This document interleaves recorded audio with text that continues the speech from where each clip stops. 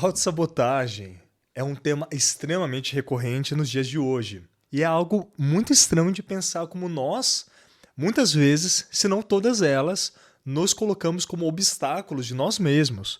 Nós mesmos somos o desafio ou a dificuldade por trás da nossa falta de sucesso profissional, pessoal, espiritual, psicológico, motivacional, física ou qualquer área do conhecimento humano ou qualquer área de ação humana.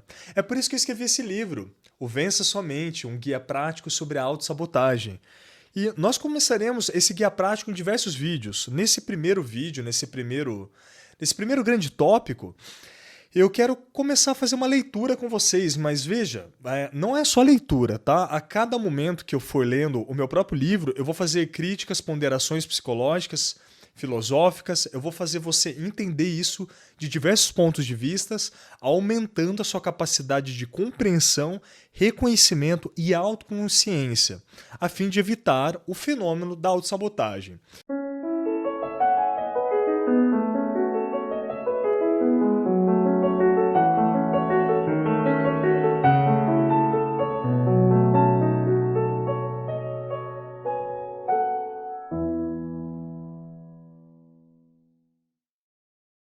Então, o capítulo número 1 chama A Felicidade Não É o Bastante.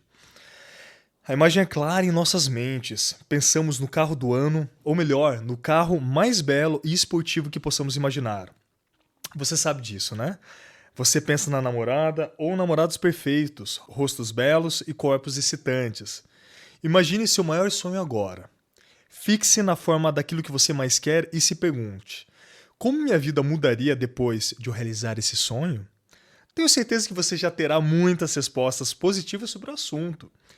Contudo, você já pensou se tudo isso ainda não fosse o bastante? É estranho, pessoal, a gente pensar que a realização de um sonho pode ser não o bastante para nós. Porque nós tendemos a ter esse viés de compreensão falaciosa, lógica, de que uma coisa, a resolução de uma coisa, ela vai resolver todos os âmbitos da nossa vida. O que passa por cima de um fato extremamente óbvio, que muitas vezes está embaixo do nosso nariz, que a gente não percebe. Que nós somos seres extremamente complexos. Ou seja, ganhar muito dinheiro, por exemplo, não vai resolver todos os seus problemas. Apesar de que com certeza vai ajudar a resolver muitos. Mas infelizmente não todos. E muitas vezes aqueles dos quais dinheiro não resolve, não compra e não atinge. Então, antes de responder essa pergunta, acompanhe comigo esse pensamento. Muitas pessoas não conseguem aquilo que sonham. Outros conseguem, certo? A gente vê aí artistas, advogados, engenheiros, médicos ficando ricos, né? Até lixeiros, até garis subindo na vida. Então, por que há tantas celebridades com muito dinheiro e com tantos problemas psicológicos? O dinheiro deveria vir para facilitar a nossa vida e evitar problemas psicológicos, não criar mais. Tantas pessoas tristes com muito sucesso. Parece contraditório, né? Sucesso não deveria trazer felicidade? Mas sucesso traz tristeza, Thomas. E outras pessoas com tão pouco na vida, cara. Tão satisfeitas consigo mesmas. Para compreender o porquê buscamos coisas como carros, status, fama, respeito e admiração, entre outros objetivos, precisamos compreender um pouco melhor sobre como sua e a minha mente funcionam. As nossas mentes foram projetadas para conseguir o máximo de prazer possível no menor tempo possível. Há algo de importante no prazer, certo? Para a nossa sobrevivência. Ele nos ajuda a ficar no mesmo lugar, protegido dos perigos do desconhecido, e serve como indicativo que está tudo seguro e bom em nossas vidas. Ele é como um mecânico que diz: olha, o seu carro está indo muito bem. Vou te dar um lanche saboroso por você ter cuidado tão bem dele. Pessoal, é assim que a natureza funciona. Ela recompensa nossos corpos com as sensações deliciosas quando agimos conforme os planos dela. Pessoal, existe uma teleologia, né? Um fim, um telos, um propósito na natureza que está além dos nossos propósitos pessoais. Existe uma busca dos nossos corpos por comida, proteção, sexo e perpetuação dos nossos genes que estão além dos nossos propósitos pessoais. É por isso que quando você consegue alguma coisa como uma grande casa, que é um indicativo de proteção para tua mente, ela te dá prazer, felicidade momentânea. Porque você acabou atendendo um dos requisitos da natureza, que é proteção. É por isso que quando você fica com uma mulher bonita, ou um homem bonito, não importa aí o gênero, nem a sexualidade, a orientação sexual, você se sente bem. Porque a chance de você perpetuar genes saudáveis e fortes, e bonitos, e belos, e inteligentes, seja o que for a qualidade que essa pessoa teve, que ela te agradou, faz o teu corpo te recompensar por isso. Esse é o famoso sistema, mecanismo de recompensa, de reforçamento. É isso que os psicólogos comportamentais já descobriram faz tempo, cara. O problema é que as pessoas não entendem isso muito bem. Elas acham que tudo agora virou dopamina. Ah, se eu não tiver dopamina, eu não consigo agir. Cara, isso em parte é verdade. A dopamina, ela é um exemplo, ela é uma substância, ela é um neurotransmissor que ajuda na nossa motivação. O problema é que isso não explica totalmente de onde vem a nossa motivação, a causa da nossa motivação. Nós somos programados para nos sentirmos motivados para determinadas coisas e outras não. O problema é quando os teus desejos e os teus propósitos estão desalinhados com propósitos naturais. Por exemplo, quando você passa fome para emagrecer, por exemplo, por que será que você fica doente? Você fica anêmico, você fica fraco, mas tá bonitão, tá magro de acordo com os padrões de beleza da sociedade. E você, em último caso, não está feliz. Cara, você tá tentando vencer a tua própria natureza. Pessoal, aprendam comigo uma coisa. Não é possível vencer a sua natureza. É quase impossível, se não impossível. O que a gente pode fazer é cooperar com a nossa natureza. Peraí, então, Thomas, você é um psicólogo, tá falando que a tua personalidade é de um cara agressivo, por exemplo, só um exemplo, tá? Então eu não consigo batalhar contra essa natureza, você consegue cooperar com ela. Provavelmente você vai ser agressivo pelo resto da vida, mas se você desviar essa agressividade por uma atividade física, por uma liderança, por um grande livro, como o que eu escrevi, de como lidar com a raiva, por exemplo, você não vai deixar de ser agressivo, você vai apenas direcionar essa agressividade para coisas construtivas. Você entendeu a diferença? Batalhar contra a própria natureza é sempre perder. Então vamos continuar a nossa leitura, né? Então os animais eles sentem prazer quando comem, quando copulam, ou seja, né? É uma palavra técnica para sexo no reino animal. E quando conseguem estar no topo de sua hierarquia social, os animais também têm sociedade, tá? O que equivale a dizer que eles têm maiores chances de sobreviver e perpetuar a espécie. É claro, pessoal, que eu estou misturando algumas teorias aqui de evolucionismo social e evolucionismo darwinista e até neurociências, que, na verdade, essas teorias elas já foram unidas, tá? Pela ciência contemporânea. O que eu estou fazendo aqui é um resumo para que vocês entendam aonde eu quero chegar, onde a gente começa o nosso processo de autossabotagem. Você já aprendeu que batalhar contra a própria natureza já é um começo de autossabotagem, mas o buraco é mais embaixo. A toca do coelho é sempre mais funda. Então, os seres humanos, no entanto, desenvolveram o mecanismo de autoconsciência, pessoal. Isso significa que sabemos de um modo mais profundo como as coisas funcionam. Entendemos que se dermos comida para o nosso corpo, mesmo quando não estamos com fome, ele sentirá prazer. Olha que coisa estranha, né? Se eu der comida para o meu corpo, mesmo quando ele não está com fome, ele sente prazer. Porque ele é programado para sentir prazer no ato de comer. É por isso que as pessoas engordam. Os animais não engordam porque eles só comem quando estão com fome. Quando não estão com fome, dormem, vão fazer qualquer outra coisa, qualquer outra atividade de proteção do bando, de briga por território. Mas nós não. Nós descobrimos que a gente pode comer, mesmo quando nós não estamos com fome, que a gente vai sentir prazer pra caramba. De forma similar, gente, a gente prevê que quando tivermos sexo, mesmo não querendo ter filhos, porque, gente, o sexo foi feito não é pra ter prazer, tá? É pra fazer filho. É por isso que a natureza criou o sexo. Mas Thomas, o prazer não é um reforçador, ele é. Mas ele não é a causa do porquê o sexo existe na natureza humana. Ele é apenas um motivador de uma coisa que já existiu e sempre existiu no reino animal, tá?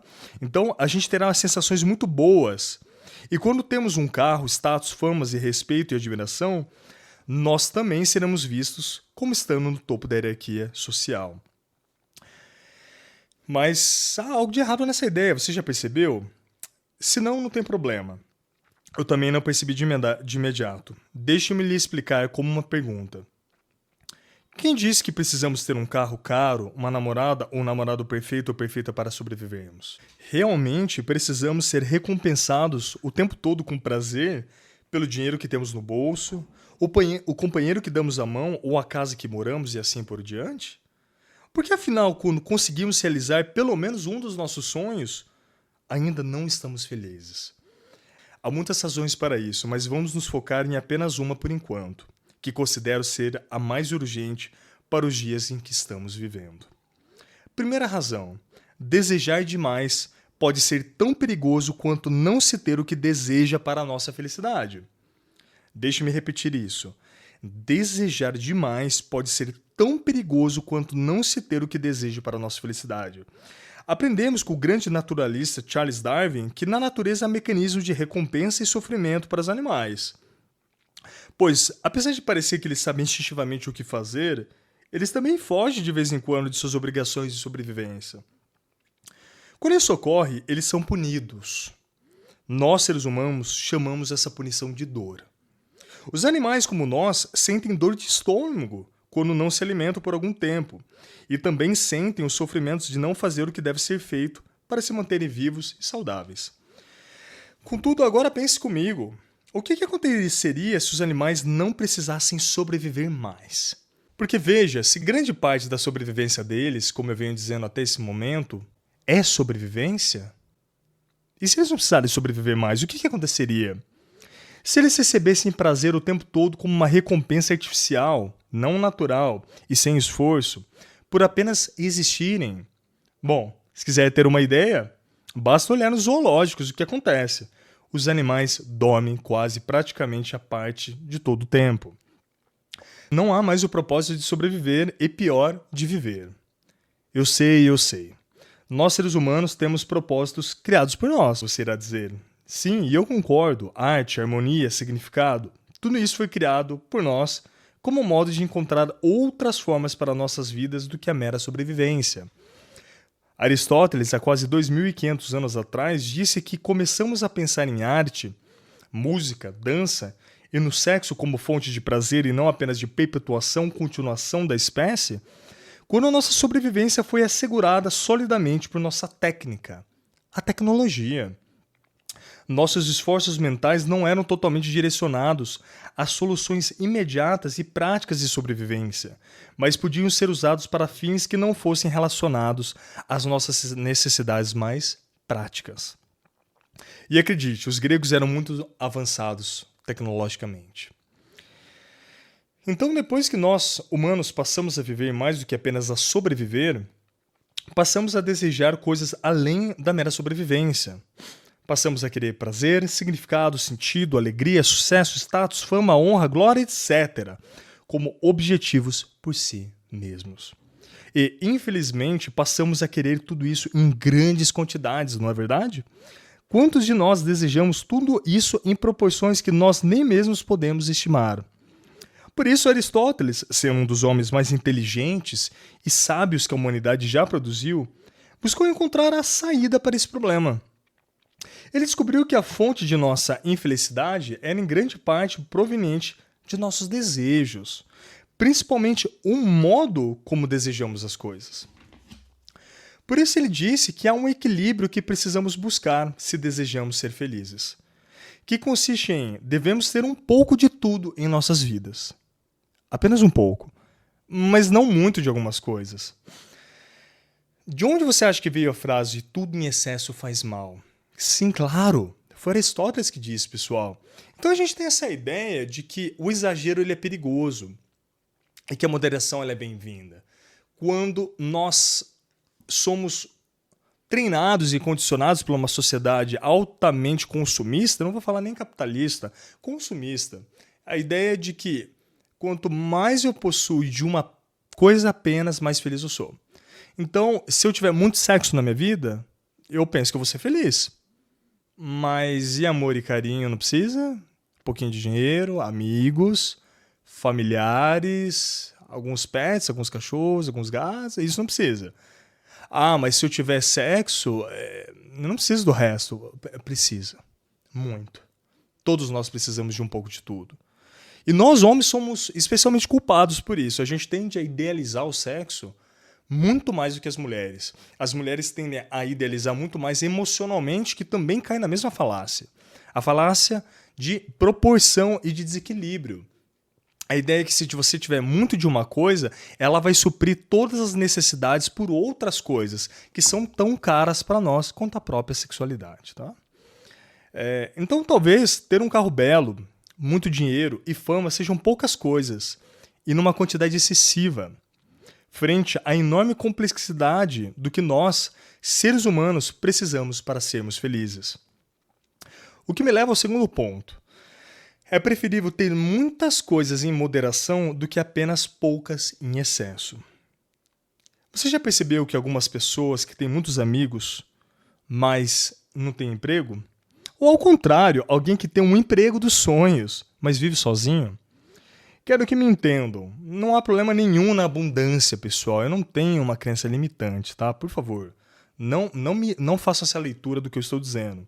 Pois podemos ser famosos e felizes, não tem problema nenhum com isso. Ricos e boas pessoas. Porém, as coisas começam a ficar ruins e perigosas quando esquecemos de todas as outras coisas. Importantes para a felicidade humana, para conseguirmos apenas uma ou algumas que desejamos. Em outras palavras, tentar conseguir segurança, status e fama, por exemplo, para depois conseguir prazer, parece uma coação um tanto errada. Não? Afinal, não deveríamos já estarmos felizes em nossas vidas sem toda essa quantidade de coisas? Deixe-me explicar melhor. Quando eu era mais jovem, queria ter um carrão, uma namorada bonita e ser rico, apenas para me sentir bem comigo mesmo. Frequentemente eu me sentia mal por não ter todas essas coisas.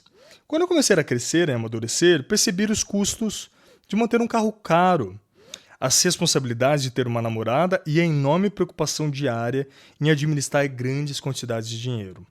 De repente, aquelas coisas já não eram mais tão atraentes. Isso porque eu não tinha nem a responsabilidade e a capacidade de administrar tudo isso. Então como que eu daria conta? Eu queria os produtos finais, mas não queria uma forma de lidar com todos os pontos negativos que vêm junto com eles. Então eu acredito que você já deve ter se sentido assim. Imagine a cena, você queria muito ter algo, ir para aquela viagem, ter aquele objeto e quando você finalmente consegue, bum! A alegria enche seu corpo, seus olhos lacrimejam e você comemora com bebidas e amigos.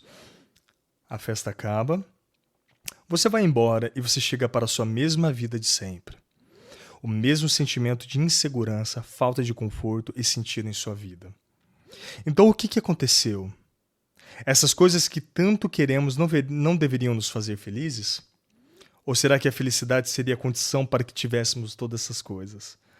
Faltavam coisas em minha vida que simplesmente meus sonhos não comprariam. Coisas simples, como dar risada com os amigos nos finais de semana sem precisar beber muito para isso. Namorar até amanhecer sem ter a pessoa idealizada ao meu lado. Ter um emprego que eu pudesse me sentir bem, sem que fosse perfeito. Você viu? A moderação, a simplicidade, a naturalidade têm uma influência muito mais positiva sobre nós do que o exagero, a potência e a quantidade. Aristóteles estava mais interessado na qualidade do que na quantidade do que temos em nossas vidas. Agora, por fim, chegamos ao ponto mais importante. A felicidade simplesmente não é o bastante, não é? Existe uma corrente filosófica que se chama niilismo, que significa redução ao nada, a não existência. Ela foi desenvolvida por autores que você provavelmente conhece, como Schopenhauer e Nietzsche. Alguns outros também, como Dostoiévski também. A gente teve aí autores literários que trabalharam nessas perspectivas, tá? O niilismo, gente, é a ideia de que tudo aquilo que a gente busca, no final das contas, é vazio. É perda de tempo. Que a vida em si mesma ela é sofrimento. E esses caras falam isso não porque eles eram necessariamente pessimistas, tá? Mas porque eles perceberam que a coisa mais real, mais imediata, e a coisa que você não precisa fazer esforço nenhum para ter, é o sofrimento. Porque do momento que a gente abre os olhos, ele já está lá. Então você deve conhecer essa perspectiva filosófica como pessimismo, né? O que eu acabei de falar, né? O que eu considero ser um dos maiores erros que se pode atribuir a essa escola de pensamento. O que esses filósofos fizeram foi descobrir que há apenas duas coisas certas na vida: o sofrimento e a morte. Mas como isso não seria pessimista, Thomas? Você poderia dizer, bom, eu digo que a melhor maneira de enfrentarmos uma dificuldade é conhecendo-a de antemão. Isto é, antes que ela ocorra. E se a vida fosse uma preparação para a morte? Por que a gente tem tanto medo da morte? Por que a gente tem tanto medo do vazio e do sofrimento? E se nos exercitarmos na capacidade de cooperar com o sofrimento? E se a dor fosse mais do que mero desconforto ou mera punição? Nietzsche descobriu que toda a sua filosofia e toda a psicologia da época eram menos importantes do que uma única coisa que todos nós conhecemos e reconhecemos: a dor. É ela que ensina para nós que há algo que deve ser melhorado, que nos auxilia a caminhar para frente e não ficar estagnado dentro de nós mesmos. Há na natureza uma sabedoria do qual ignoramos ou não queremos estar conscientes voluntariamente, que diz que precisamos sentir dor para continuarmos a nossa caminhada do aperfeiçoamento natural humano. Nesse sentido, Nietzsche desenvolveu então a noção do qual estamos familiarizados na cultura pop, ainda que seja muito pouco parecida com o que o pensador quis dizer originalmente. A noção de que podemos nos tornar super-homens ou super-mulheres.